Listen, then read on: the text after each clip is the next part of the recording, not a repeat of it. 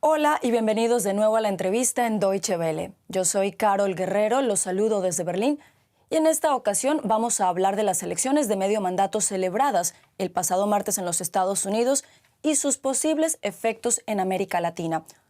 Analizamos el tema con el profesor Eduardo Gamarra del Departamento de Política y Relaciones Internacionales de la Universidad Internacional de Florida y a quien saludamos en Miami.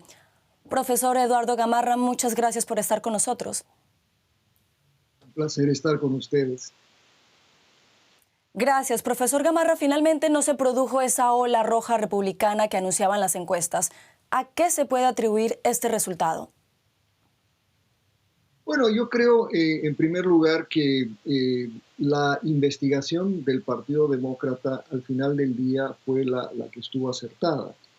Ellos habían anticipado, sobre todo, que el tema del aborto iba a tener un significado a nivel nacional y que iba a movilizar a sus votantes, que iba a movilizar particularmente a sectores femeninos, ¿no? Que iba a movilizar a los sectores más jóvenes de la población votante, y al final esas predicciones fueron las acertadas.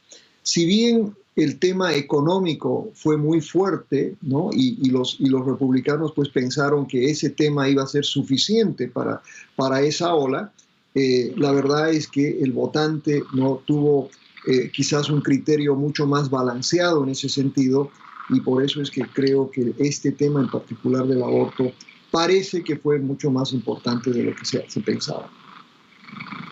Profesor, usted se encuentra en el estado de la Florida. Este es un estado considerado por mucho tiempo como un swing state, un estado pendular, que son aquellos que no son claramente demócratas o claramente republicanos. Sin embargo, en estos comicios los republicanos ratificaron allí su dominio. ¿Podemos asumir que la Florida es ya un bastión republicano? Definitivamente, ¿no? Y creo que inclusive uno tiene que analizar a la Florida como algo que está fuera de la corriente nacional, ¿no? Y en ese sentido creo que lo que ha sucedido en este estado es algo muy significativo en el sentido de que los republicanos, por ejemplo, con el gobernador DeSantis, lograron quebrar una dimensión que eludía al Partido Republicano, y es quebrar el cono urbano. Este estado era históricamente dividido entre lo rural y lo urbano. Los demócratas controlaban lo urbano y los republicanos lo rural. Pero el gobernador DeSantis logró quebrar el condado de Miami-Dade, el condado más demócrata hasta hace unos días.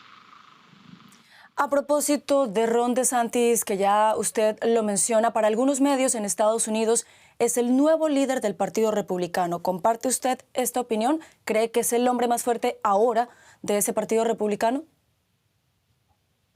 Bueno, quizás es la persona que de alguna manera salió como la superestrella de este proceso electoral.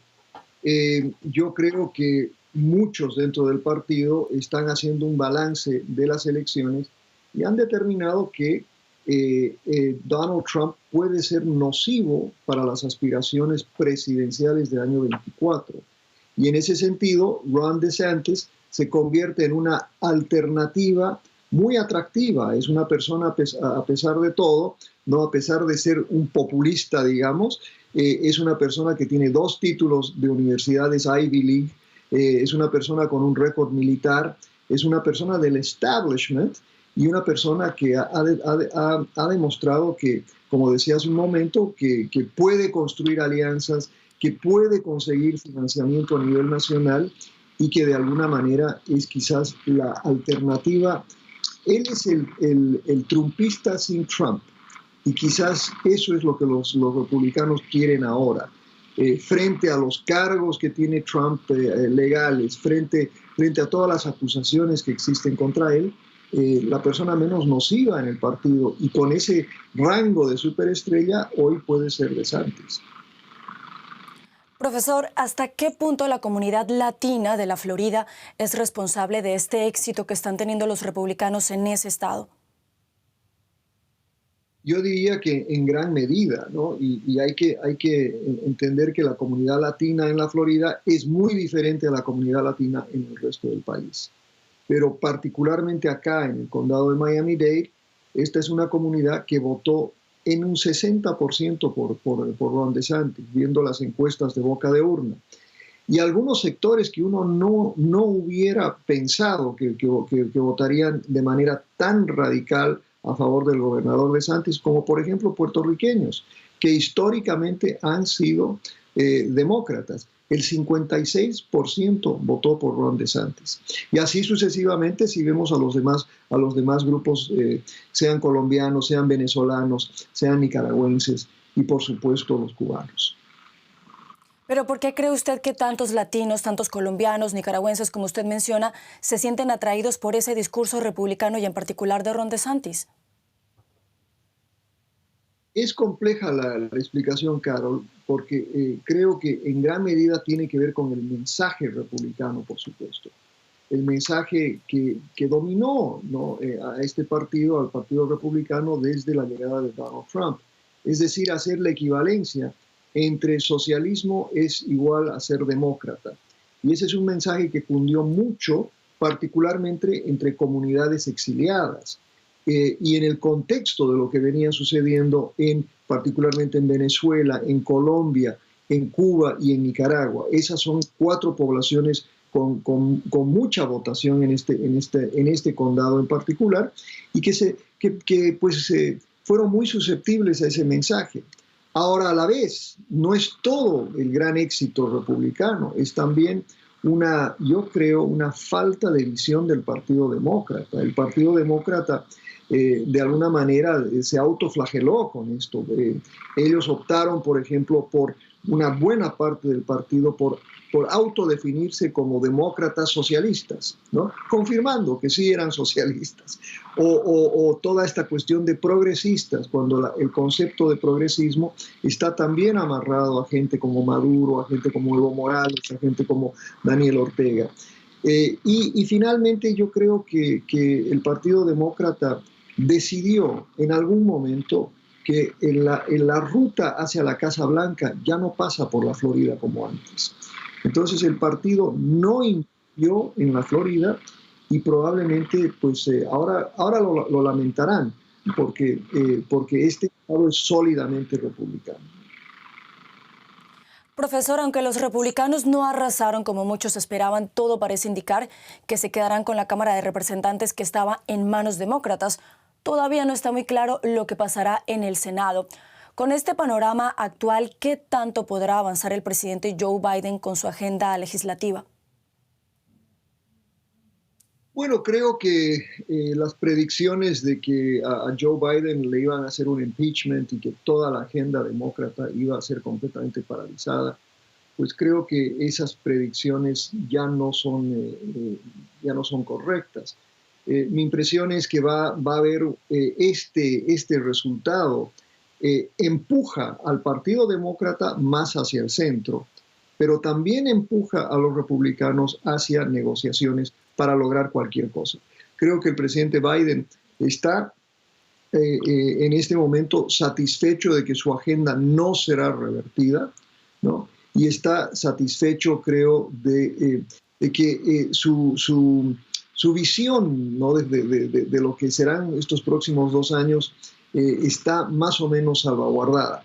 Y finalmente creo que él piensa, ¿no?, que los resultados le dan un empuje como para ser definitivamente el candidato del año 24, a pesar de su edad, a pesar de las quejas y a pesar de que el 70% del partido no quiere que sea el candidato. Bueno, mientras en Estados Unidos se fortalecen un poco los republicanos, en América Latina se ha venido fortaleciendo la izquierda. ¿Afectará esto la relación de Washington y en particular del Congreso de los Estados Unidos con Gustavo Petro en Colombia, por ejemplo, o con Gabriel Boric en Chile, o con Lula, presidente electo de Brasil?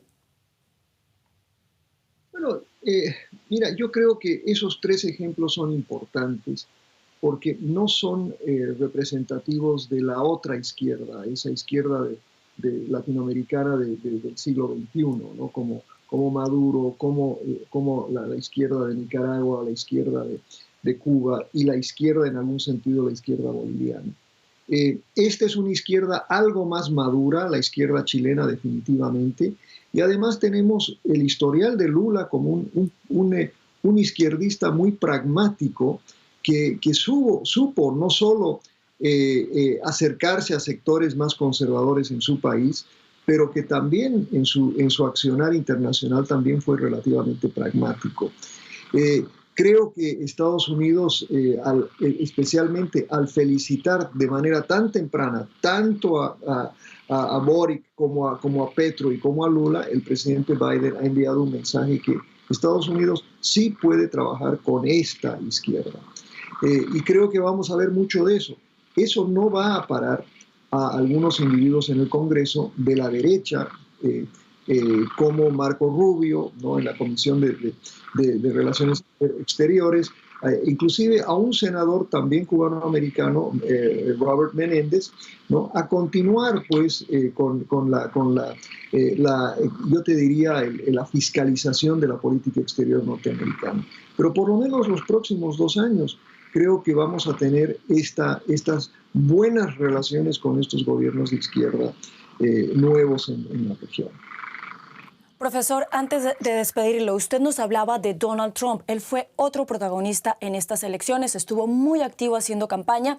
Sin embargo, en estados clave como Pensilvania no se impusieron sus candidatos.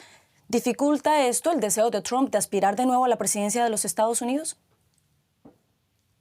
Bueno, yo creo que es importante comenzar con lo siguiente. El martes que viene, el expresidente Trump anunciará su candidatura, ¿no?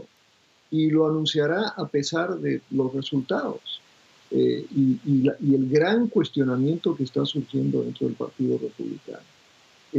Por primera vez estamos viendo a Donald Trump en retroceso, dados los resultados.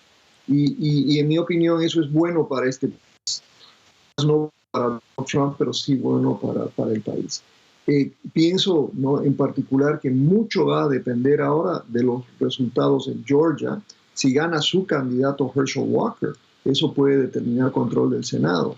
Si en Arizona gana su candidato, también podemos tener, pero las predicciones hasta ahora es que 2 de los 3 senadores en juego serán demócratas. Entonces el Senado seguirá en este impasse, ¿no?, donde la vicepresidenta seguirá desempatando los impases que se den. Pero las noticias para Donald Trump, y creo que no exagero al decir que el expresidente Trump fue el gran perdedor, ¿no?, de las elecciones el día martes. Profesor Eduardo Gamarra, del Departamento de Política y Relaciones Internacionales de la Universidad Internacional de Florida, muchas gracias por habernos acompañado. Al contrario, un gran placer. Muchas gracias.